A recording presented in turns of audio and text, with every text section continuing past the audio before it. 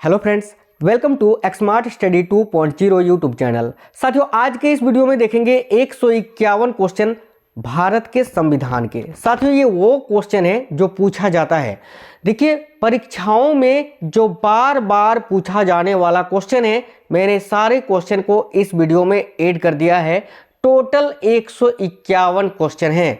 आपके 5 से 7 क्वेश्चन जो हैं फिक्स हो जाएंगे, जो परीक्षाओं में हर परीक्षा में जो 5 से 7 क्वेश्चन संविधान के पूछे जाते हैं, वो सारे क्वेश्चन आपको इसी वीडियो में मिल जाएंगे। तो चलिए बिना देरी किए शुरू करते हैं। बस सभी साथी अपना एक लाइक कर दीजिए, अपने सभी दोस्तों के साथ शेयर जरूर कर दीजिएगा। नए साथी जितने भी हैं चैनल को सब्सक्राइब कर लीजिए, बगल में नोटिफिकेशन आइकन को ऑन जरूर कर लेना, इससे आपको सारे क्लासेस की नोटिफिकेशन आती है। तो चलिए देखते हैं क्वेश्चंस। और साथियों, पहला क्वेश्चन हमारा आज का ये है कि परिसीमन आयोग का अध्यक्ष कौन होता है। तो साथियों देखिए, आपको बता दें, जो परिसीमन आयोग होता है उसके अध्यक्ष मुख्य चुनाव आयुक्त होते हैं। जो भारत के मुख्य चुनाव आयुक्त होते हैं वही परिसीमन आयोग के अध्यक्ष होते हैं। तो राइट आंसर आएगा ऑप्शन नंबर सी, मुख्य चुनाव आयुक्त। याद रखिएगा। आज का अगला क्वेश्चन है हमारा, भारत के निम्नलिखित राष्ट्रपति में से कौन एक कुछ समय के लिए गुट निरपेक्ष आंदोलन के महासचिव भी थे। तो साथियों, आपको याद रखना है ज्ञानी जेल सिंह। ये जो है भारत के राष्ट्रपति बनने से पहले कुछ समय के लिए गुट निरपेक्ष आंदोलन के महासचिव भी रह चुके थे। आपको याद रखना है। आज का अगला क्वेश्चन है, 52वें संविधान संशोधन अधिनियम के द्वारा 1985 में कौन सी अनुसूची को भारतीय संविधान में शामिल किया गया था। साथियों, बहुत ही इंपॉर्टेंट क्वेश्चन है, आपको याद रखना है 10वीं अनुसूची को, जिसमें दल बदल विरोध कानून के बारे में बताया गया है। दल बदल विरोध कानून आपने पढ़ा होगा। आज का अगला क्वेश्चन है हमारा, राष्ट्रीय विकास परिषद का सदस्य नहीं होता है। इनमें से कौन राष्ट्रीय विकास परिषद का सदस्य नहीं होता है। तो देखिए, राष्ट्रीय विकास परिषद जो होते हैं उसके अध्यक्ष तो प्रधानमंत्री होते हैं, ठीक है। राज्यों के मुख्यमंत्री भी जो हैं इसके सदस्य होते हैं। योजना आयोग के सदस्य भी जो हैं इसके सदस्य होते हैं। लेकिन राष्ट्रपति जो हैं वो राष्ट्रीय विकास परिषद का सदस्य नहीं होता है। साथियों, आपको बता दें, जो पंचवर्षीय योजनाएं होती हैं उनको बनाता तो है नीति आयोग, लेकिन उसको अंतिम रूप जो है, उसको जो अंतिम स्वरूप है वो राष्ट्रीय विकास परिषद तैयार करता है, और इसके अध्यक्ष होते हैं भारत के प्रधानमंत्री। चलिए, आज का अगला क्वेश्चन है हमारा, राज्यसभा का सर्वप्रथम गठन कब हुआ था। वेरी इंपॉर्टेंट क्वेश्चन है साथियों। देखिएगा, राज्यसभा का सदस्य बनने के लिए न्यूनतम आयु होनी चाहिए 30 वर्ष, और राज्यसभा के सदस्यों का जो कार्यकाल होता है वो होता है 6 वर्ष का। आपको याद रखना है ये। और राज्यसभा का सर्वप्रथम गठन कब हुआ था, तो याद रखना है 3 अप्रैल 1952 को। अगला क्वेश्चन है, निम्नलिखित में से कौन राज्य सूची में है। तो देखिएगा, इनमें से कौन राज्य सूची का विषय है। तो देखिएगा, निगमीय कर, जनगणना, आर्थिक एवं सामाजिक नियोजन, ये तो साथियों संघ सूची का विषय है, लेकिन रेलवे पुलिस जो है ये राज्य सूची का विषय है। तो इस क्वेश्चन का राइट आंसर आ जाएगा ऑप्शन नंबर ए, रेलवे पुलिस। अगला क्वेश्चन है, 42वें संविधान संशोधन के 10 आचार आदर्शों को किस नाम से जाना जाता है। तो आपको याद रखना है, वेरी सिंपल क्वेश्चन है साथियों, मौलिक कर्तव्य के नाम से। Option number B right answer है। मौलिक कर्तव्य को 42वें संविधान संशोधन के तहत भारतीय संविधान में जोड़ा गया था। अगला क्वेश्चन है, भारतीय संविधान लागू कब हुआ था। तो देखिएगा, भारतीय संविधान कब लागू हुआ था, आपको याद रखना है साथियों 26 जनवरी 1950 को। अगर आपसे पूछे कि भारतीय संविधान कब अपनाया गया था, तो आपको याद रखना है 26 नवंबर 1949 को। अगला क्वेश्चन है, निम्नलिखित में से कौन सा विषय है जो राज्य सूची में सम्मिलित नहीं है। तो साथियों देखिएगा, ये न्याय, जेल, पुलिस, ये तीनों जो है राज्य सूची का विषय है, लेकिन शिक्षा जो है साथियों, शिक्षा जो है ये समवर्ती सूची का विषय है। याद रखिएगा, समवर्ती सूची का ये विषय है शिक्षा। चलिए अगला क्वेश्चन देखेंगे, भारत का राष्ट्रपति चुने जाने वाले प्रथम गैर कांग्रेसी उम्मीदवार कौन थे। तो आपको बता दें साथियों, भारत के राष्ट्रपति चुने जाने वाले प्रथम गैर कांग्रेसी उम्मीदवार कौन थे। तो याद रखिएगा, VV Giri ji. Option number A right answer है, वीवी गिरी। अगला क्वेश्चन है, संघात्मक शासन व्यवस्था को सर्वप्रथम किस देश ने अपनाया था। तो देखिएगा, संघात्मक शासन व्यवस्था को सर्वप्रथम कनाडा ने अपनाया था। Option number C right answer है। आज का अगला क्वेश्चन है, निम्नलिखित में से किस स्थिति में किसी भारतीय व्यक्ति की भारतीय नागरिकता समाप्त हो सकती है। तो आपको याद रखना है साथियों, त्यागने पर, पर्यावसन पर और वंचित किए जाने पर, इन तीनों विधियों से किसी भी भारतीय व्यक्ति की उसकी भारत की नागरिकता समाप्त हो सकती है। याद रखिएगा, उपयुक्त सभी राइट आंसर आएगा। अगला क्वेश्चन है, संविधान के किस अनुच्छेद के अंतर्गत मंत्रीगण सामूहिक रूप से लोकसभा के प्रति उत्तरदायी होते हैं? आपको याद रखना है अनुच्छेद 75 के अंतर्गत। Option number C right answer है। लोकसभा का विश्वास मत प्राप्त किए बिना ही प्रधानमंत्री पद पर कार्य करने वाले प्रथम व्यक्ति कौन है? तो आपको याद रखना है साथियों, चौधरी चरण सिंह। ये लोकसभा का विश्वास मत प्राप्त किए बिना ही भारत के प्रधानमंत्री बने थे कुछ समय के लिए, याद रखिएगा। अगला क्वेश्चन है, संविधान सभा के चुने हुए स्थायी अध्यक्ष कौन थे? देखिए, संविधान सभा के द्वारा चुने हुए स्थायी अध्यक्ष थे डॉक्टर राजेंद्र प्रसाद, और सच्चिदानंद सिन्हा जो है ये संविधान सभा के पहले अध्यक्ष थे, लेकिन आपको याद रखना है अस्थायी, ठीक है, ये अस्थायी अध्यक्ष थे। चलिए अगला क्वेश्चन देखेंगे। भारतीय संविधान की प्रस्तावना के अनुसार भारत के शासन की सर्वोच्च सत्ता वो किस में निहित होती है? याद रखिएगा, भारत की जनता में। Option number A right answer है। प्रधानमंत्री को उसके पद की गोपनीयता की शपथ कौन दिलवाता है? तो साथियों, प्रधानमंत्री जो होते हैं हमारे देश के, उनको उनके पद की शपथ कौन दिलाता है या पद का शपथ कौन दिलवाता है? तो याद रखिएगा, भारत के राष्ट्रपति। Option number A right answer है। बी आर अम्बेडकर का संविधान सभा में निर्वाचन हुआ था कहाँ से? यानी बाबा साहेब अम्बेडकर का संविधान सभा में कहाँ से निर्वाचन हुआ था? तो याद रखिएगा साथियों, पश्चिम बंगाल से। Option number A right answer है। अगला क्वेश्चन है, कौन सा राज्य है जो सबसे अधिक प्रतिनिधि लोकसभा में भेजता है? आपको याद रखना है साथियों, Uttar Pradesh. Option number D right answer है। आज का अगला क्वेश्चन है, राष्ट्रपति किस विधेयक को पुनर्विचार के लिए नहीं लौटा सकता है? तो देखिएगा, राष्ट्रपति जो है साथियों, धन विधेयक जो होता है, धन विधेयक को पुनर्विचार के लिए नहीं लौटा सकता है। आज का अगला क्वेश्चन है, संविधान के किस अनुच्छेद में यह अंकित है कि इंडिया अर्थात भारत राज्यों का एक संघ होगा? तो याद रखिएगा, इसका प्रावधान जो है साथियों अनुच्छेद 1 में ही है, अनुच्छेद 1 में। 73वां संविधान संशोधन ये किससे संबंधित है? तो देखिएगा, 73वां संविधान संशोधन के तहत जो है साथियों संपूर्ण भारत में पंचायती राज प्रणाली को प्रारंभ किया गया था 1992 में, आपको याद रखना है। Option number C right answer है। अगला क्वेश्चन है, स्थानीय सांसद और विधायक किसके पदेन सदस्य होते हैं? तो याद रखिएगा, स्थानीय सांसद और विधायक जो होते हैं वो जिला परिषद के सदस्य होते हैं। तो option number C right answer है, जिला परिषद के पदेन सदस्य। अगला क्वेश्चन, ईवीएम का प्रयोग भारतीय चुनावों में कब से प्रारंभ हुआ था? ईवीएम यानी साथियों इलेक्ट्रॉनिक वोटिंग मशीन, जिससे आप वोट डालते हैं, उस मशीन का प्रयोग भारतीय चुनावों में कब से प्रारंभ हुआ था? आपको याद रखना है साथियों 1998 से। Option number C right answer है। आज का अगला क्वेश्चन है हमारा, भारतीय संविधान कैसा है? तो साथियों देखिएगा, भारतीय संविधान जो है वो अंशतः कठोर और अंशतः लचीला है। Option number D right answer है। अगला क्वेश्चन है, संसद के दोनों सदनों का सत्रावासन कौन करता है? तो साथियों देखिएगा, संसद के जो दोनों सदन होते हैं उनका सत्रावासन भारत के राष्ट्रपति करते हैं, और संसद के जो दोनों सदन होता है उसका जो संयुक्त रूप से अधिवेशन होता है उसकी अध्यक्षता करते हैं लोकसभा अध्यक्ष। ठीक है, कंफ्यूज मत होना। अगला क्वेश्चन है, भारत के राष्ट्रपति की मर्जी तक निम्नलिखित में से कौन अपने पद पर रह सकता है? तो आपको याद रखना है साथियों, भारत के राज्यपाल। देखिए, किसी भी राज्य के राज्यपाल जो होते हैं वो जो है जब तक राष्ट्रपति चाहे अपने पद पर रह सकते हैं। आज का अगला क्वेश्चन है, किसी संसद सदस्य की अयोग्यता के संदर्भ में निर्णय कौन करता है? तो साथियों राइट आंसर आएगा राष्ट्रपति। याद रखिएगा, किसी भी संसद सदस्य को अगर हटाना हो या उसको अयोग्यता सिद्ध करना हो तो उसका निर्णय केवल भारत के राष्ट्रपति ले सकते हैं। अगला क्वेश्चन है, शेतकारी संगठन नामक कृषक संगठन किस राज्य की राजनीति में महत्वपूर्ण भूमिका निभाता है? आपको याद रखना है साथियों, शेतकारी संगठन नामक कृषक संगठन जो है किस राज्य की राजनीति में महत्वपूर्ण भूमिका निभाता है? तो याद रखिएगा, महाराष्ट्र की राजनीति में। Option number B right answer है। आज का अगला क्वेश्चन है, भारतीय संविधान में राज्य के नीति निर्देशक तत्वों की संकल्पना किस देश के संविधान पर आधारित है? तो साथियों भारतीय संविधान में जो नीति निर्देशक तत्व हैं वो आयरलैंड के संविधान से लिया गया है। ऑप्शन नंबर बी आपका राइट आंसर है इस क्वेश्चन के लिए।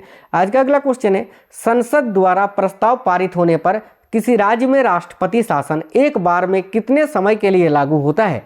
तो याद रखिएगा साथियों, 6 महीने के लिए राष्ट्रपति द्वारा राज्यों में राष्ट्रपति शासन लगाया जाता है। इसका प्रावधान जो है साथियों ये अनुच्छेद 356 में वर्णित है, आपको याद रखना है। आज का अगला क्वेश्चन है, वित्त बिल के लिए किसकी पूर्व स्वीकृति आवश्यक है? तो साथियों आपको याद रखना है, वित्त बिल के लिए जो है भारत के राष्ट्रपति की स्वीकृति अति आवश्यक होता है। तो राइट आंसर आएगा ऑप्शन नंबर सी। अगला क्वेश्चन है, मंत्रिपरिषद के सदस्यों को पद की गोपनीयता की शपथ कौन दिलाता है? तो देखिए मंत्रिपरिषद के जो सदस्य होते हैं उनको उनकी पद की गोपनीयता की शपथ वो भारत के राष्ट्रपति दिलवाते हैं। Option number A right answer है। आज का अगला क्वेश्चन है न्यायिक पुनर्विलोकन का अधिकार किसे है? तो साथियों देखिएगा न्यायिक पुनर्विलोकन का जो अधिकार होता है वो उच्चतम न्यायालय के पास होता है, यानी सर्वोच्च न्यायालय के पास, यानी सुप्रीम कोर्ट के पास। याद रखिएगा अभी भारत के उच्चतम न्यायालय के मुख्य न्यायाधीश यानी भारत के मुख्य न्यायाधीश कौन है? तो 50वें मुख्य न्यायाधीश अभी हैं DY चंद्रचूड़ जी। आज का अगला क्वेश्चन है किस संशोधन से समाजवादी, धर्मनिरपेक्षता तथा राष्ट्र की एकता एवं अखंडता शब्द भारतीय संविधान में जोड़े गए थे? तो साथियों आपको याद रखना है 42वें संविधान संशोधन के तहत। आज का अगला क्वेश्चन है वर्तमान समय में भारतीय संविधान के अंतर्गत संपत्ति का अधिकार एक किस प्रकार का अधिकार है? तो साथियों याद रखिएगा वैधानिक अधिकार, क्योंकि 44वें संविधान संशोधन के तहत जो है संपत्ति के अधिकार को मौलिक अधिकार से हटाकर वैधानिक अधिकार बना दिया गया था, तो वैधानिक अधिकार राइट आंसर आएगा। आज का अगला क्वेश्चन है कौन व्यक्तिगत स्वतंत्रता से संबंधित है? तो साथियों इनमें से कौन से व्यक्ति है जो व्यक्तिगत स्वतंत्रता से संबंधित है? आपको याद रखना है बंदी प्रत्यक्षीकरण। आज का अगला क्वेश्चन है राज्यसभा में राज्यों का प्रतिनिधित्व किस बात पर निर्भर करता है? तो साथियों आपको याद रखना है राज्यसभा में राज्यों का जो प्रतिनिधित्व है वो राज्य की जनसंख्या पर निर्भर करता है। Option number B right answer है। आज का अगला क्वेश्चन है संसद के किसी भी सदन के 2 सत्रों के बीच अंतराल किससे अधिक नहीं होना चाहिए? तो ये तो बिल्कुल सिंपल क्वेश्चन है, याद रखना 6 महीने से अधिक नहीं होना चाहिए। अगला क्वेश्चन है संविधान के किस अनुच्छेद द्वारा संसद की संयुक्त बैठक का प्रावधान किया गया है? आपको याद रखना साथियों अनुच्छेद 108 के तहत। नेक्स्ट क्वेश्चन है लोकसभा का नेता कौन होता है? तो देखिएगा लोकसभा का नेता भारत के प्रधानमंत्री होते हैं। Option number B right answer है। भारतीय संविधान की प्रस्तावना में देश का कौन सा नाम उल्लेखित है? तो देखिए भारतीय संविधान की जो प्रस्तावना है उसमें हमारे देश का नाम कौन सा उल्लेखित है? तो याद रखिएगा भारत और इंडिया। नेक्स्ट क्वेश्चन है साथियों निम्नलिखित में से किस प्रधानमंत्री ने अपने कार्यकाल के दौरान संसद का सामना नहीं किया? तो याद रखिएगा चौधरी चरण सिंह। मैंने अभी आपको बताया बिना जो है मत प्राप्त किए ही ये भारत के प्रधानमंत्री बने थे कुछ समय के लिए। आज का अगला क्वेश्चन है क्या भारत का नियंत्रक एवं महालेखा परीक्षक पद ग्रहण करने से पूर्व शपथ लेता है? बिल्कुल हाँ लेता तो है ना, बिल्कुल लेता है। हाँ राइट आंसर आएगा ऑप्शन नंबर ए। नेक्स्ट क्वेश्चन है निम्नलिखित में से कौन किसी राज्य का क्षेत्र घटा या बढ़ा सकता है? तो आपको याद रखना है साथियों भारत का जो संसद है, ठीक है, पार्लियामेंट, संसद के पास ये अधिकार होता है, वो किसी राज्य का क्षेत्र घटा या बढ़ा सकता है। आज का अगला क्वेश्चन है लोक लेखा समिति में लोकसभा व राज्यसभा के क्रमशः कितने कितने सदस्य होते हैं? तो आपको याद रखना है 22 सदस्य। Option number B right answer है। क्षेत्रफल की दृष्टि से देश का सबसे छोटा लोकसभा निर्वाचन क्षेत्र कौन सा है? तो साथियों देखिएगा क्षेत्रफल की दृष्टि से देश का सबसे छोटा लोकसभा निर्वाचन क्षेत्र है Lakshadweep. Option number D right answer आएगा। लोकसभा के सुरक्षित निर्वाचन क्षेत्र निम्न में से किस वर्ग के लिए नहीं है? तो आपको याद रखना है लोकसभा के सुरक्षित निर्वाचन क्षेत्र जो है वो किस वर्ग के लिए नहीं है? तो साथियों पिछड़ा वर्ग के लिए। Option number C right answer है।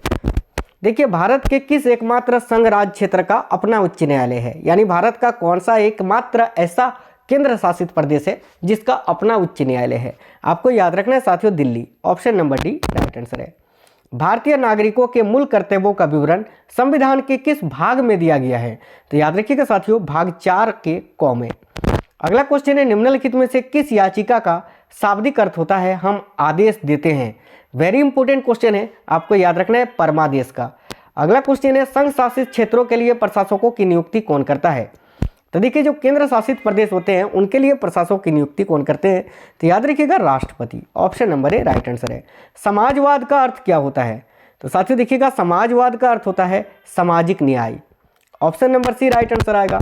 अखिल भारतीय किसान सभा का गठन किस वर्ष हुआ था?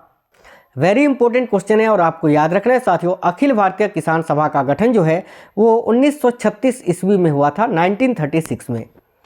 नेक्स्ट क्वेश्चन है पंचायती राज संस्थाओं के संगठन के 2 स्तर होने के सुझाव किसने दिए थे?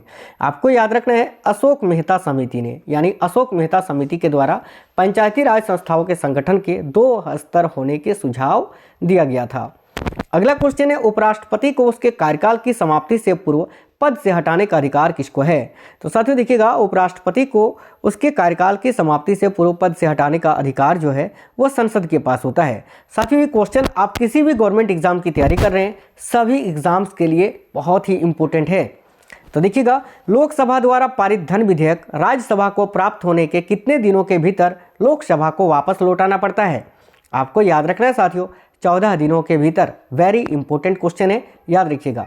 सरकारिया आयोग ये किससे संबंधित है? तो साथियों देखिएगा, सरकारिया आयोग जो है उसका संबंध है केंद्र राज्य संबंधों से। नेक्स्ट क्वेश्चन है, भारतीय संविधान की संशोधन प्रक्रिया किस देश के संविधान से प्रभावित है? तो देखिए, भारतीय संविधान में जो संशोधन की प्रक्रिया है वो साथियों साउथ अफ्रीका यानी दक्षिण अफ्रीका के संविधान से लिया गया है। और इसका प्रावधान भारतीय संविधान के कितनेवें अनुच्छेद में है? तो आपको याद रखना है साथियों, आर्टिकल 368 में यानी 368 में। आज का अगला क्वेश्चन है, समान न्याय और निःशुल्क विधि सहायता का प्रावधान संविधान के किस अनुच्छेद में है? तो याद रखिएगा, अनुच्छेद 39 का ए में। आज का अगला क्वेश्चन है, मुख्य न्यायाधीश की अनुपस्थिति में राष्ट्रपति किसके समक्ष शपथ लेता है? तो देखिएगा, मुख्य न्यायाधीश की अनुपस्थिति में जो राष्ट्रपति होते हैं वो किसके समक्ष शपथ लेते हैं? तो साथियों, सर्वोच्च न्यायालय के वरिष्ठ न्यायाधीश के समक्ष। यानी जिस टाइम भारत के मुख्य न्यायाधीश नहीं होते हैं पद पर, उस टाइम भारत के राष्ट्रपति को कौन शपथ दिलवाता है? याद रखिएगा, सर्वोच्च न्यायालय का कोई एक वरिष्ठ न्यायाधीश। अगला क्वेश्चन है, भारत का राष्ट्रपति किस प्रकार के आपातकाल की उद्घोषणा कर सकता है? तो देखिए, राष्ट्रीय आपातकाल, राजकीय संवैधानिक आपातकाल, वित्तीय आपातकाल, इनमें से सभी प्रकार के आपातकाल की घोषणा भारत के राष्ट्रपति कर सकते हैं। Option number D right answer है, इनमें से सभी। अगला क्वेश्चन है, संविधान के किस अनुच्छेद में हिंदी भाषा के विकास के लिए निर्देश दिया गया है? तो आपको याद रखना है, अनुच्छेद 343 में। भारतीय संविधान के किस अनुच्छेद के अंतर्गत वित्त आयोग के गठन का प्रावधान है? तो साथियों आपको याद रखना है, अनुच्छेद 280 में। डोगरी भाषा किस राज्य में बोली जाती है? तो देखिएगा, डोगरी भाषा जो है साथियों ये किस राज्य में बोली जाती है? तो जम्मू कश्मीर में। भारत के संपरीक्षा एवं लेखा प्रणालियों का प्रधान कौन होता है? तो देखिएगा, भारत के संपरीक्षा एवं लेखा प्रणालियों का प्रधान भारत का नियंत्रक एवं महालेखा परीक्षक होता है। Option number C right answer है। लोकसभा को उसके कार्यकाल की समाप्ति के पूर्व भी भंग किया जा सकता है, किस प्रकार से? तो याद रखिएगा, राष्ट्रपति के द्वारा मंत्रिपरिषद की सलाह पर। भारत के संविधान में प्रथम संशोधन अधिनियम कब बना था? तो देखिए, भारत के संविधान में प्रथम संशोधन अधिनियम जो है ये साथियों कब बना था? आपको याद रखना है, 1951 में। प्रधानमंत्री की नियुक्ति राष्ट्रपति करता है, यह किस अनुच्छेद में वर्णित है? तो देखिए, प्रधानमंत्री की नियुक्ति राष्ट्रपति करता है, इसका प्रावधान अनुच्छेद 75 में है, आर्टिकल 75 में। अविश्वास प्रस्ताव किस सदन में लाया जाता है? आपको याद रखना है साथियों, अविश्वास प्रस्ताव जो है यह हमेशा लोकसभा में पहले लाया जाता है। निम्नलिखित में से किस संघ शासित क्षेत्र के प्रशासक को प्रशासक कहा जाता है? तो याद रखिएगा, वेरी इंपॉर्टेंट क्वेश्चन है, लक्षद्वीप के। राज्यसभा के लिए नामित प्रथम फिल्म अभिनेत्री कौन थी? तो देखिएगा, राज्यसभा के लिए नामित होने वाली प्रथम फिल्म अभिनेत्री कौन थी? याद रखिएगा साथियों, नरगिस दत्त। अगला क्वेश्चन है, राज्यसभा के उपसभापति का निर्वाचन कौन करता है? तो देखिएगा, राइट आंसर हो जाएगा ऑप्शन नंबर बी, राज्यसभा के सदस्य। किसी विधि के प्रश्न पर सर्वोच्च न्यायालय से परामर्श लेने का अधिकार किसको होता है? याद रखिएगा, भारत के राष्ट्रपति को। अगला क्वेश्चन है, मौलिक अधिकारों के अंतर्गत कौन सा अनुच्छेद बच्चों के शोषण से संबंधित है? तो याद रखिएगा साथियों, अनुच्छेद 24। वेरी इंपॉर्टेंट क्वेश्चन है, आपको याद रखना है। अनुच्छेद 24 के तहत जो है, जो 14 वर्ष के कम आयु के बच्चे होते हैं उनको काम कराना ये कानूनन अपराध है, ये आपको याद रखना है। अगला क्वेश्चन है, भारत के राष्ट्रपति की आपातकालीन शक्तियां निम्नलिखित में से किस देश की देन है?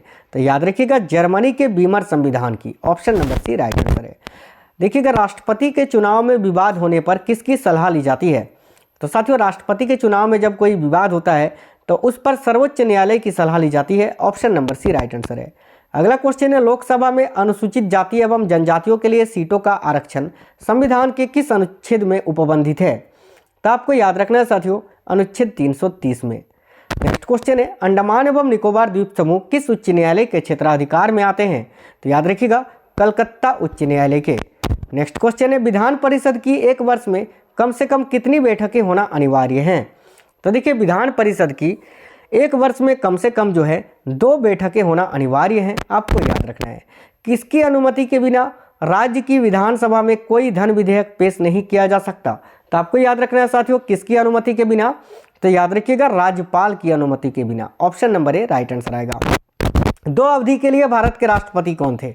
देखिएगा, 2 अवधि के लिए भारत के राष्ट्रपति कौन थे? तो याद रखना है, डॉक्टर राजेंद्र प्रसाद। अगला क्वेश्चन है संसदीय शासन प्रणाली सर्वप्रथम किस देश में विकसित हुई थी। तो देखिए संसदीय शासन प्रणाली माफ करना यार, संसदीय शासन प्रणाली जो है साथियों ये सर्वप्रथम ब्रिटेन से विकसित हुई थी और भारत में जो संसदीय प्रणाली का स्वरूप है वो ब्रिटेन से ही लिया गया है। नेक्स्ट क्वेश्चन है कितने वर्षों तक लगातार बाहर रहने पर नागरिकता समाप्त हो जाती है। साथियों वेरी इंपॉर्टेंट क्वेश्चन है, आपको याद रखना है 7 वर्षों तक। अगला क्वेश्चन है राष्ट्रपति पद के उम्मीदवार के लिए अधिकतम आयु सीमा कितनी होनी चाहिए। देखिएगा राष्ट्रपति का जो पद होता है साथियों उसके लिए कोई भी अधिकतम आयु सीमा नहीं है, न्यूनतम आयु सीमा होती है और वो होता है 35 वर्ष, कम से कम 35 वर्ष होना चाहिए। आज का अगला क्वेश्चन है देखिएगा निम्नलिखित में से कौन सी भाषा संविधान की 8वीं अनुसूची में नहीं है। तो साथियों मूल संविधान में 14 भाषाएं थी, उसके बाद 8वीं अनुसूची के अंतर्गत 22 भाषाओं को शामिल किया गया है अभी वर्तमान में। यहाँ क्वेश्चन में पूछा है कि निम्नलिखित में से कौन सी भाषा है जो संविधान की 8वीं अनुसूची में नहीं है। तो देखिएगा उर्दू भी है, नेपाली भी है, कोंकणी भी है, भोजपुरी नहीं है, तो भोजपुरी राइट आंसर आएगा। अगला क्वेश्चन है राष्ट्रपति संविधान के किस अनुच्छेद के अंतर्गत लोकसभा को भंग कर सकता है। आपको याद रखना है साथियों अनुच्छेद 85 के तहत। नेक्स्ट क्वेश्चन है संविधान सभा में सभी निर्णय किस आधार पर लिए गए थे। तो साथियों देखिए संविधान सभा में सभी निर्णय जो है याद रखना है आपको सहमति और समायोजन से लिए गए थे। Option number D right answer है। संघ लोक सेवा आयोग के सदस्यों की नियुक्ति कौन करता है। तो देखिएगा संघ लोक सेवा आयोग के सदस्य जो होते हैं उनकी नियुक्ति कौन करते हैं। तो याद रखना भारत के राष्ट्रपति। नेक्स्ट क्वेश्चन है दादरा एवं नगर हवेली किस उच्च न्यायालय के क्षेत्राधिकार में आते हैं। तो याद रखना साथियों बंबई उच्च न्यायालय के। नेक्स्ट क्वेश्चन है प्राक्कलन समिति में कितने सदस्य होते हैं। तो देखिएगा प्राक्कलन समिति जो होता है उसमें कुल 30 सदस्य होते हैं। Option number C right answer है।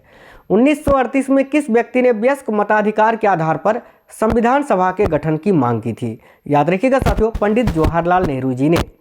अगला क्वेश्चन है भाषाई आधार पर राज्यों का पुनर्गठन किस वर्ष किया गया था। तो आपको याद रखना है 1956 में। और साथियों वो राज्य कौन सा था। तो याद रखिएगा आंध्र प्रदेश। ठीक है। अगला क्वेश्चन है भारत के अटर्नी जनरल यानी महान्यायवादी की नियुक्ति कौन करता है। तो याद रखिएगा साथियों भारत के जो अटर्नी जनरल होते हैं महान्यायवादी उनकी नियुक्ति भारत के राष्ट्रपति करते हैं। आपको याद रखना है। और अभी वर्तमान में भारत के अटर्नी जनरल कौन है यानी 16वें अटर्नी जनरल। तो याद रखिएगा आर वेंकट रमणी जी।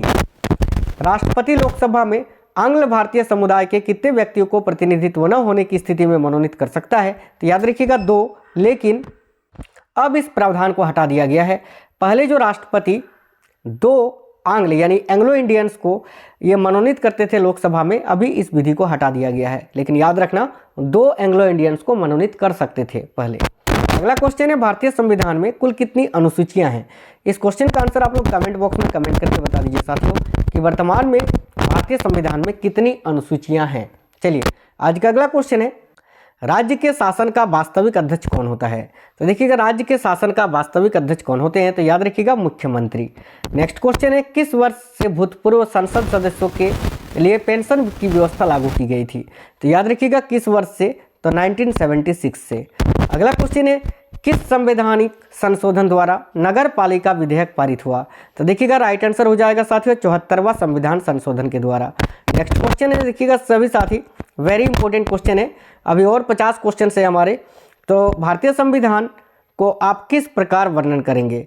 तो देखिए भारतीय संविधान को किस प्रकार वर्णन करेंगे, वेरी इंपॉर्टेंट क्वेश्चन है, आपको याद रखना है। बिल्कुल ऑप्शन नंबर सी आपको याद रखना है विश्व के सबसे विस्तृत संविधानों में से एक। तो ऑप्शन नंबर सी जो है इस क्वेश्चन का राइट आंसर आ जाएगा। ठीक है। चलिए और 50 क्वेश्चंस देख लेते हैं फटाफट से। क्वेश्चन नंबर 101 है भारत में किसकी स्वीकृति के बिना कोई भी सरकारी खर्चा नहीं किया जाता है। तो आपको याद रखना है साथियों संसद की स्वीकृति के बिना। Option number D right answer है। आज का अगला क्वेश्चन है हमारा भारतीय संविधान के किस अनुच्छेद में प्रेस की स्वतंत्रता दी गई है। तो देखिए भारतीय संविधान का जो 19 का 1 है, अनुच्छेद 19 का 1, इसमें जो है प्रेस की स्वतंत्रता के बारे में उल्लेख किया गया है। Option number C right answer है। भारतीय संविधान की अपृष्ठता उन्मूलन से संबंधित अनुच्छेद कौन सा है। तो याद रखिएगा अनुच्छेद 17। नेक्स्ट क्वेश्चन है धार्मिक स्वतंत्रता का अधिकार किस अनुच्छेद के द्वारा दिया गया है। तो याद रखना है धार्मिक स्वतंत्रता का अधिकार किस अनुच्छेद के द्वारा दिया गया है। तो अनुच्छेद 25 के द्वारा। Option number B right answer है। भारत की संचित निधि से धन निर्गम पर किसका नियंत्रण होता है। तो देखिए भारत की संचित निधि से धन निर्गम पर जो है वह संसद का नियंत्रण होता है। Option number C right answer है। संसदीय शासन प्रणाली में वास्तविक कार्यपालिका शक्ति किसके पास होती है? तो देखिए संसदीय शासन प्रणाली में जो वास्तविक कार्यपालिका शक्ति होती है वो साथियों भारत के प्रधानमंत्री के पास होती है। Option number B right answer है। मंत्रिमंडल की बैठक की अध्यक्षता कौन करता है? तो देखिए मंत्रिमंडल का जो बैठक होता है और उसकी अध्यक्षता कौन करते हैं? तो याद रखिएगा भारत के प्रधानमंत्री। Option number B right answer है। मंत्रिपरिषद में निम्नलिखित में से कौन शामिल नहीं रहता है? तो देखिए मंत्रिपरिषद में साथियों कैबिनेट मंत्री, उप मंत्री, राज्य मंत्री ये तीनों शामिल होते हैं, लेकिन संसदीय सचिव जो है ये शामिल नहीं रहता है। Option number B right answer है। भारतीय संविधान में निम्नलिखित में से किस पद का उल्लेख नहीं है? तो देखिए भारतीय संविधान में जो है किस पद का उल्लेख नहीं है? तो आपको याद रखना है साथियों उप प्रधानमंत्री पद का। बाकी राष्ट्रपति, उपराष्ट्रपति, प्रधानमंत्री इन सभी का पद का उल्लेख है, उप प्रधानमंत्री के पद का उल्लेख नहीं है। भारत के प्रथम उप प्रधानमंत्री कौन थे? तो देखिए भारत के प्रथम उप प्रधानमंत्री जो हैं वो साथियों सरदार वल्लभ भाई पटेल थे। आपको याद रखना है।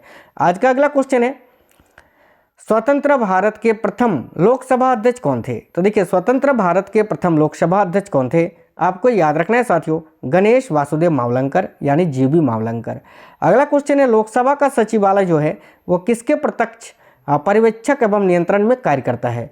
तो याद रखिएगा वेरी इंपॉर्टेंट क्वेश्चन है, सभी को याद रखना है लोकसभा अध्यक्ष के। ठीक है, बिल्कुल लोकसभा अध्यक्ष के। अगला क्वेश्चन है लोकसभा के विपक्ष के किसी दल के नेता के रूप में मान्यता किसके द्वारा दी जाती है? तो याद रखिएगा साथियों इस क्वेश्चन का भी राइट आंसर हो जाएगा लोकसभा के अध्यक्ष के द्वारा। अगला क्वेश्चन है जिस समिति की सिफारिश पर भारत में पंचायती राज की स्थापना की गई उसका अध्यक्ष कौन था? तो याद रखिएगा बलवंत राय। देखिए बलवंत राय मेहता। ऑप्शन नंबर डी आपका राइट आंसर है। अगला क्वेश्चन है ग्राम पंचायत का निर्वाचन कराना निर्भर करता है किस पर? तो देखिए ग्राम पंचायत का निर्वाचन कराना ये निर्भर करता है साथियों राज्य सरकार पर। Option number B right answer है। 1977 में पंचायती राज व्यवस्था की समीक्षा के लिए गठित की गई समिति की अध्यक्षता, ठीक है, अध्यक्षता किसने की थी? तो याद रखिएगा अशोक मेहता ने। Option number C right answer है। पंचायती राज प्रणाली कहाँ नहीं है? तो देखिए अरुणाचल प्रदेश जो भारत का राज्य है वहाँ पर पंचायती राज नहीं है या पंचायती राज प्रणाली नहीं है। बाकी आंध्र प्रदेश, उड़ीसा, राजस्थान सभी राज्यों में है। अगला क्वेश्चन है निम्नलिखित में से भारत में पहला नगर निगम कहाँ स्थापित हुआ था? तो देखिए भारत में पहला नगर निगम जो है वह साथियों चेन्नई में स्थापित हुआ था। आपको याद रखना है चेन्नई। यदि पंचायत भंग होती है तो किस अवधि के अंदर निर्वाचन होंगे? तो देखिए यदि पंचायत भंग होती है तो कितनी अवधि के अंदर निर्वाचन होंगे? तो याद रखिएगा 6 महीने के भीतर। अगला क्वेश्चन है पंचायत स्तर पर राज्य सरकार का प्रतिनिधित्व कौन करता है? तो देखिए पंचायत स्तर पर राज्य सरकार का प्रतिनिधित्व ग्राम के मुखिया करते हैं। याद रखिएगा ग्राम का मुखिया। नेक्स्ट क्वेश्चन पंचायती चुनाव के लिए उम्मीदवारों की न्यूनतम आयु सीमा कितनी होनी चाहिए? राइट आंसर है 21 ईयर। अगला क्वेश्चन है वह भारतीय राजनीतिक दल कौन सा है जिसकी स्थापना ताशकंद में हुई थी? तो साथियों आपको याद रखना है, देखिएगा वेरी इंपॉर्टेंट है, भारतीय कम्युनिस्ट पार्टी की। तो option number B right answer है। चलिए आज का अगला क्वेश्चन है भारत में पंचायती राज प्रारंभ कब किया गया था? तो देखिए भारत में सबसे पहले राजस्थान के नागर जिले में जो है पंचायती राज स्थापित हुआ था साथियों। और कब? तो 1959 में। याद रखिएगा option number D right answer है। अगला क्वेश्चन है किस संविधान संशोधन अधिनियम के द्वारा वयस्क मताधिकार की आयु सीमा 21 वर्ष से घटाकर 18 वर्ष कर दी गई थी? तो आपको याद रखना है 61वें संविधान संशोधन के तहत। अगला क्वेश्चन है वह संवैधानिक संशोधन कौन सा है जिसके द्वारा राजनीतिक दल बदल पर प्रतिबंध लगाया गया था? तो आपको याद रखना है साथियों 1985 का 52वां संविधान संशोधन। तो option number C right answer है। अगला क्वेश्चन है भारतीय संविधान के संशोधन में कौन सा संशोधन केंद्रीय मंत्रिमंडल के आकार को सीमित करता है? तो याद रखिएगा 91वां संविधान संशोधन। अगला क्वेश्चन है राजनीतिक दल निम्नलिखित में से किसके लिए जरूरी होता है? तो देखिए राजनीतिक दल जो होता है साथियों वो लोकतंत्र के लिए जरूरी होता है। याद रखिएगा option number B right answer लोकतंत्र। भारतीय कम्युनिस्ट पार्टी का अस्तित्व किस वर्ष में हुआ था? तो देखिए भारतीय कम्युनिस्ट पार्टी की स्थापना कब हुई थी? तो याद रखिएगा 1921 में। अगला क्वेश्चन है तेलुगु देशम पार्टी का चुनाव चिन्ह क्या है? तो देखिए तेलुगु देशम पार्टी जो है उसका चुनाव चिन्ह क्या है साथियों? याद रखिएगा साइकिल। और जो समाजवादी पार्टी है समाजवादी पार्टी, तो समाजवादी पार्टी का भी चुनाव चिन्ह साइकिल है। अगला क्वेश्चन है निम्नलिखित में से कौन सा क्षेत्रीय राजनीतिक दल है? तो देखिएगा इनमें से कौन सा एक क्षेत्रीय राजनीतिक दल है? तो याद रखिएगा सभी साथी, देखिए अकाली दल, ठीक है। बाकी कांग्रेस, CPI, भाजपा ये सभी जो है साथियों राष्ट्रीय राजनीतिक दल है, लेकिन अकाली दल जो है ये क्षेत्रीय राजनीतिक दल है। अगला क्वेश्चन है दल विहीन लोकतंत्र के पक्ष में कौन था? तो देखिए दल विहीन लोकतंत्र के पक्ष में कौन था? आपको याद रखना साथियों, जयप्रकाश नारायण। नेक्स्ट क्वेश्चन है किसी राजनीतिक दल को राष्ट्रीय दल अथवा प्रादेशिक दल के रूप में मान्यता कौन देता है? तो आपको याद रखना है साथियों, निर्वाचन आयोग। नेक्स्ट क्वेश्चन है भारत में दलीय व्यवस्था किस प्रकार की है? तो देखिए भारत में किस प्रकार की दलीय व्यवस्था है? आपको याद रखना है साथियों, बहुदलीय। नेक्स्ट क्वेश्चन है रामविलास पासवान की नवगठित राजनीतिक दल का क्या नाम है? तो याद रखिएगा, लोक जनशक्ति पार्टी। नेक्स्ट क्वेश्चन निम्नलिखित में से किसे सुपर कैबिनेट की संज्ञा दी गई है? तो याद रखना है आपको साथियों, सुपर कैबिनेट की संज्ञा किसे दी गई है? तो योजना आयोग को। अगला क्वेश्चन है भारत में पंचवर्षीय योजना अंतिम रूप से अनुमोदित की जाती है किसके द्वारा? तो भारत में पंचवर्षीय योजना जो है वो अंतिम रूप से अनुमोदित की जाती है राष्ट्रीय विकास परिषद के द्वारा। नेक्स्ट क्वेश्चन है वित्त आयोग क्या है? तो देखिएगा वित्त आयोग क्या है? तो साथियों वित्त आयोग है एक पंचवर्षीय निकाय। Option number D right answer है। अगला क्वेश्चन है प्रथम वित्त आयोग के अध्यक्ष कौन थे? तो देखिए प्रथम वित्त आयोग के अध्यक्ष थे साथियों के.सी. नियोगी जी। याद रखिएगा K C. Niyogi, option number D right answer है। भारत में किस प्रकार की प्रशासनिक सेवाएं हैं? तो साथियों देखिएगा भारत में किस प्रकार की प्रशासनिक सेवाएं हैं? तो आपको याद रखना है अखिल भारतीय सेवा, प्रांतीय सेवा, केंद्रीय सेवा, ये सभी। Option number D right answer है। भारतीय पुलिस सेवा का प्रशिक्षण कहाँ होता है?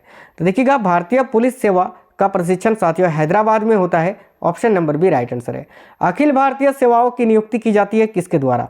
तो देखिएगा अखिल भारतीय सेवाओं की नियुक्ति जो है वो भारत के राष्ट्रपति के द्वारा किया जाता है। Option number D right answer है।